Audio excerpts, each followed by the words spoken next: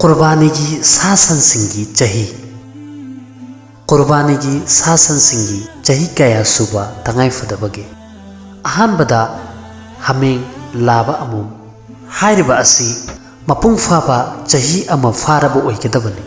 हायरिबा असिगी मनुंगदा दुंबा नत्रगना भेड़ना चिंगबा मसा यामना तेकपा यामना फवा यामना नोइबा चावबा ओइरबा अमसुंग चही अमदगी खजिक्तंग ताबा ओइरबसु हायरिबा अदुगी कुर्बानी तौबा यागनी तौबतदी हायरिबा सा अदु था तरुक्तगी हेलबा सा ओइगदबनी अनीसुबदा भेड़ हायबदी करीगुंबा मसा यामना नोइबा चावबा ओइरबा अमसुंग येंगबा मतमदा अचौबा सा मालबदी हायरिबा अदु सुपना खक्की था तरुक खक्ता ngairiबा ओइरबसु यागनी अहुम सुबदा सन इरोय नत्रगना बफेलो बुल काउ बुल न सिंगबा हायरिबा अदु मपुंग फाना चही अनि सुरबु ओइगदबनी मरी सुबदा ऊंट हायरिबा असि चही मंगा मपुंग फारबा ओइगदबनी अचौबा सासिंगदा सरुक कया थोकपा याबगे ऊंट सन असिना चिंगबा अचौबा सासिंगदा हिस्सा तरी थोकपा याय तौबतदी हमें अमोम लाबा असिना चिंगबा सासिंगदा सुपना खकी हिस्सा अम्मा खकी माइकैदगी तौबा यागनी कुर्बानी की हिस्सा यावरिबा मियोय पुम्नमकना इबादत की नियत तौबा असी तंगाई फदे अचौबा सासिंगदा हिस्सा लौरिबा मियोय पुम्नमकना मपुगा नक्सन्ननबा अमसुंग इबादत की नियत तौबा असी लाजिमनी खुदम ओइना कुर्बानी की नियत तौबा वलीमा की नियत तौबा अकीका की नियत तौबा मरम असिना करीगुंबा कनागुंबा मियोय अमना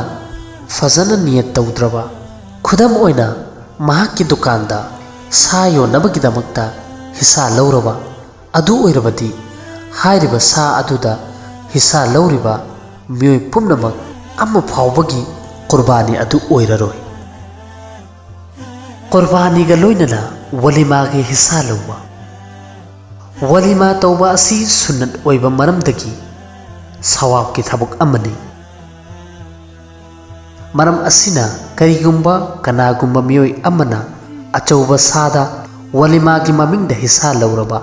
अदु ओइरबसु मसी याय मसिदगी कुर्बानी तौरिबा अतोपा मियोय सिंगी हिस्सादा करीगुंबा असोइबा अमत लेते कुर्बानी गा लोइनना अकीका की हिस्सा लौबा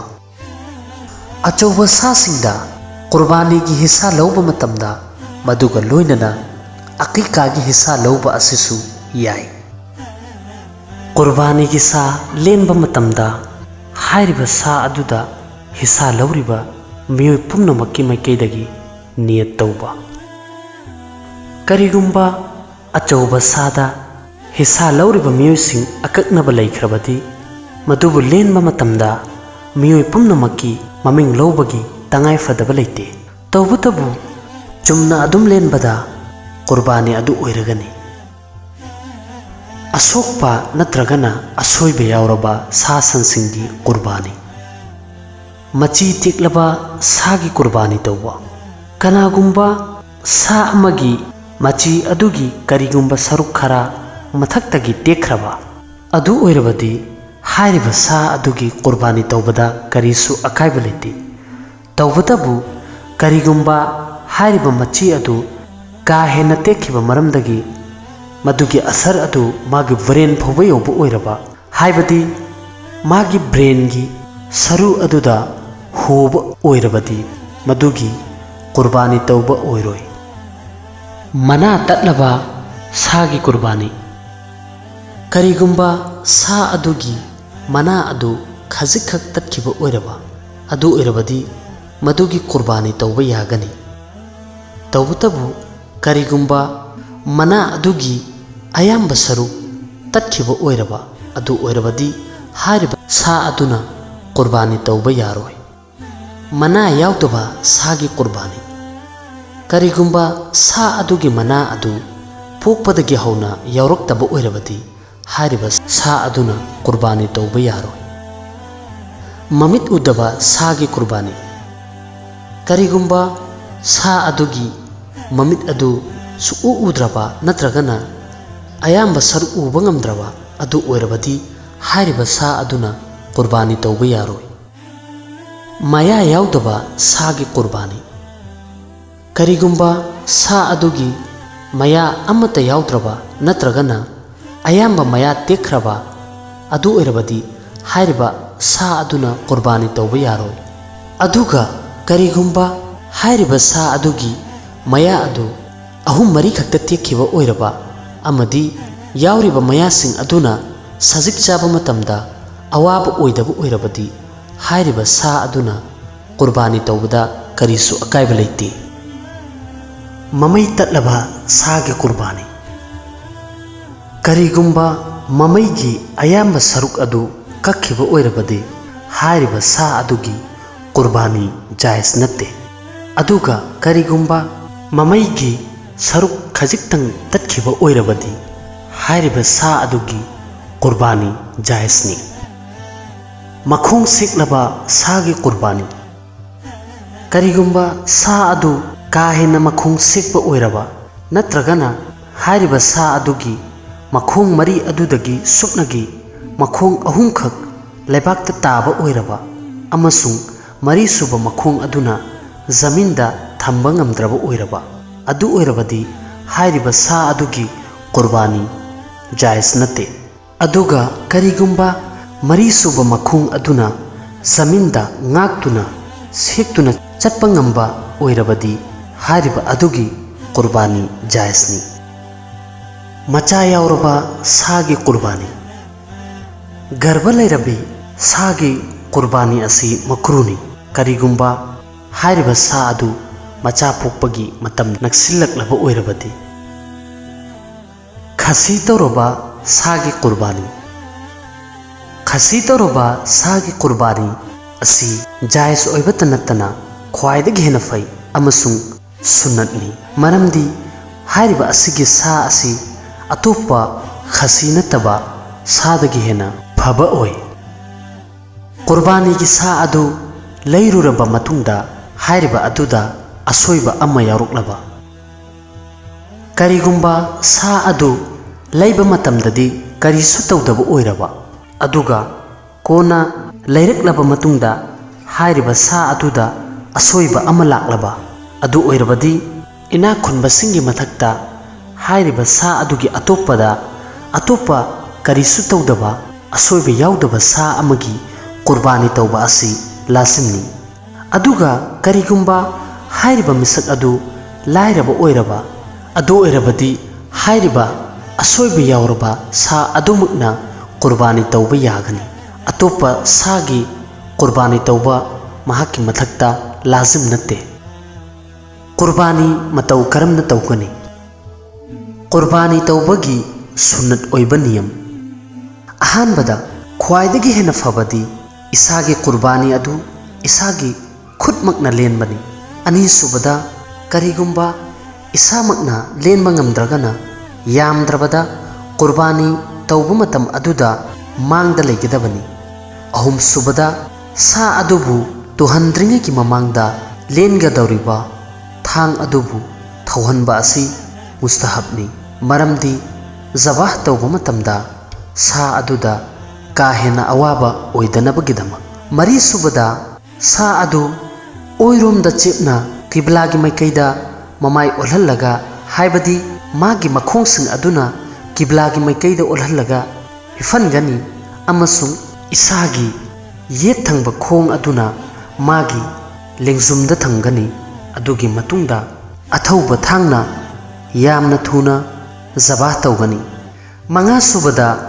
जबाह तौबा मतमदा कुर्बानी की नियत तौगनी थमोइदगी नियत तौबा खकना ओक्लगनी मदुगी दमक्ता वही ओइना हाइबगी तंगाई फदबा लेती तरुक सुबदा जबाह तौद्रिंगे ममांगदा बिस्मिल्लाहि अल्लाहु अकबर सोनगनी तरेस सुबदा जबाह तौबा मतमदा मसिगी आयातसिंग असी सोनबगी रिवायत फंगी इन्नी वज्जहतु वजहिया लिल्लज़ी फतरस समावाति वल अर्द हनीफुन वमा अना मिनल मुशरिकीन कुल इन्ना सलाती व नुसुकी व महयाया व ममाती लिल्लाहि रब्बिल आलमीन ला शरीक लहु व बिज़ालिका उमिरतु व अना अव्वलुल मुस्लिमीन। निपान सुबदा ज़बाह तौरबा मतुंगदा असुमना दुआ निजगनी अल्लाहुम्मा तक़ब्बल मिन्नी कमा तक़ब्बलता मिन हबीबिका मुहम्मदिन सल्लल्लाहु अलैहि वसल्लम व मिन खलीलिका इब्राहीम अलैहिस्सलाम। ज़बाह तौबा मतमदा मतेंग पांगलिबा मियोय अदुसु बिस्मिल्लाह सुनगनी। कनागुम्बा मियोय अमा सा अदुबु ज़बाह तौबा मतमदा नत्रगना थांग अदु लेनबा मतमदा मतेंग पांगलिबा ओइरबा खुदम ओइना महाकी मखुत अदुसु थांग अदुदा सोकपा ओइरबा अदु ओइरबदी महाकी मथक्तसु बिस्मिल्लाह सोनबा असि वाजिबनी। सा अदु लेनबा असि करम मतमदा ओइगनी। सागी मंगक्ता सिंगली मरी यावी अहानबदा हुलकुम हाइबदी हाइरबा सिंगली अदुदगी सोर होली अनीसुबदा मरी हाइबदी मदुदगी चानबा थक्नबा पोटलम पुनमक मनुंगदे चंगी अहुम सुबा अमसुंग मरी सुबा सिंगली अदुना ई चिन्नबगी सिंगली ओय। करिगुम्बा हाइरबा सिंगली मरी असिगी मनुंगदगी सिंगली अहुम तत्खरबदी हाइरबा सा अदु हलाल ओइरगनी अमसुंग शरीयत की मतुंग इन्ना ज़बाह ओइरगनी। नुपीना सा लेनबा नुपीनसु सा लेनबा याय मरम असिना मुसलमान नुपीना लेनबा सा अदु चिंगनबा लैतना हलालनी। कुर्बानी की सा अदु कदायदा येंथोकनी ख्वाइदगी हेन्ना फबदी कुर्बानी की सा अदुगी सरुक अहुम थोकपनी। सरुक अमना लाइरबसिंदे येंथोकनी अदुगा अनीसुबा सरुक अदुना अखोइगी मरी मतासिंग अमसुंग मरुक मपानसिंदे येंथोकनी। अहुम सुबा सरुक अदुना इसामक सिजनगनी अमसुंग इसागी कुर्बानी अदुदगी इसामक साबा असिसु मुस्तहबनी। अदुगा करिगुम्बा तंगाई फदबा लेरबदी सा पुम्नमक अदुबु इसाना सिजनबा असिसु याय नत्रगना सा पुम्नमक सदका तौथोकिबसु याय। गैर मुस्लिम दा कुर्बानी की सा पीबा कुर्बानी की सा अदु गैर मुस्लिम दसु पीबा जायसनी। कुर्बानी की सा योंथोकपा असेंबदी कुर्बानी की सा असी योलोइदबनी तौबतदी इसाना सिजनगदबनी नत्रगना मरी मतासिंदा नत्रगना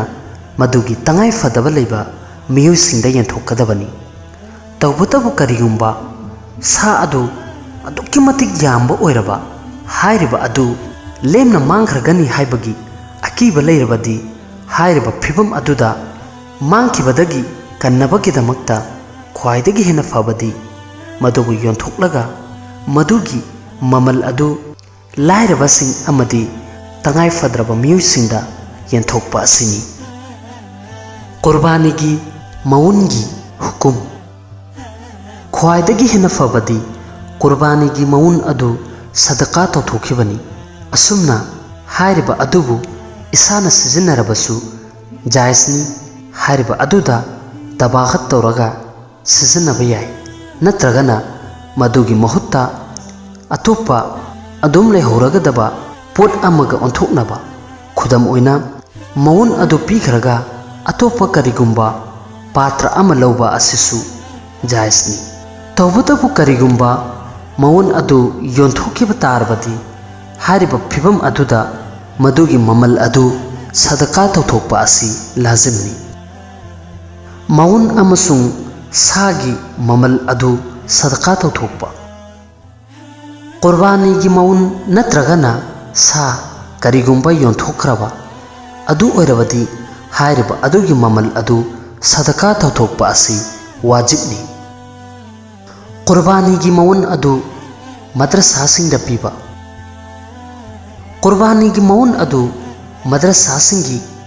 लाइरबा तालिबासिंगदा सदका ओइना पिथोकपा याय हाइरिबा अदुदा सदकागी अमसुंग इल्मे दीन असी संदोकपगी अनिमक्की सवाब फंगनी हाइबगी थाजबा लई कुर्बानीगी सा अदुदा तोंगबा जायज नते कुर्बानीगिदमक्ता अकक्नबा थमलिबा सा अदुदा तोंगबा नत्रगना हाइरिबा सा अदुगी मथक्ता सामान चिंगबा पुहनबा नत्रगना हाइरिबा सा अदुदा गाड़ी न चिंगबा चिंगहनबा पुनमक असी जायज नते सा सेमलिबा मियोय अदुगी ममल सा अदुदगी पीबा सा अदुबु लेलिबा मी अमसुंग सा सेमलिबा मियोय अदुगी ममन कुर्बानीगी मवन नत्रगना सा न चिंगबा अदुगी मतेंगना पीबा असी यादे तौबतदी मागी खुसुमन तोगाना पीगदबनी कुर्बानी तौरिबा मियोय अदु जिलहिज्जागी अहौबदगी हौना कुर्बानी लोइबा फाउबा समना चिंगबा कखलोइदबनी कनागुम्बा मियोय अमना कुर्बानी तौगे हाइना खल्लबा अदु ओइरबदी महाक्किदमक्ता ख्वाइदगी हेना फबदी जिलहिज्जागी था हौरबगी मतुंगदा कुर्बानी तौद्रिबा फाउबा हक्सांगी सम नत्रगना खुजन चिंबा अम्मा फाउबा कक्लोइदबनी तकबीरे तशरीक की वाजिब ओइबा जिलहिज्जागी मापन सुबह नुमित हाइबदी अरफागी नुमित की फजर की नमाज तगी लौरदुना तराहुंदोय सुबह जिलहिज्जागी असर की नमाज फाउबा फरज नमाज मतुंग खुदिंगी नाइतोम सोलिबा मी इमाम मुक्तदी नुपा अमसुंग नुपी पुंगनमक्की मथक्ता तकबीरे तशरीक सोनबा असी वाजिबनी तकबीरे तशरीक की वहीसिंग तकबीरे तशरीक फरज नमाज खुदिंगी मतुंगदा अमुक्तंग सोनगदबनी अमसुंग मदुगी वहीसिंग अदुदी असीनी अल्लाहु अकबर ला इलाहा इल्लल्लाहु वल्लाहु अकबर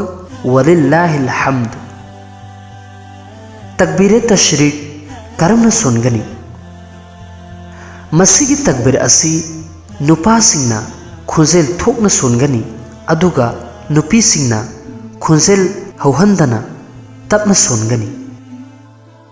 नमाज तांगलिबा मियोय अदुसु तकबीरे तशरीक सोनगनी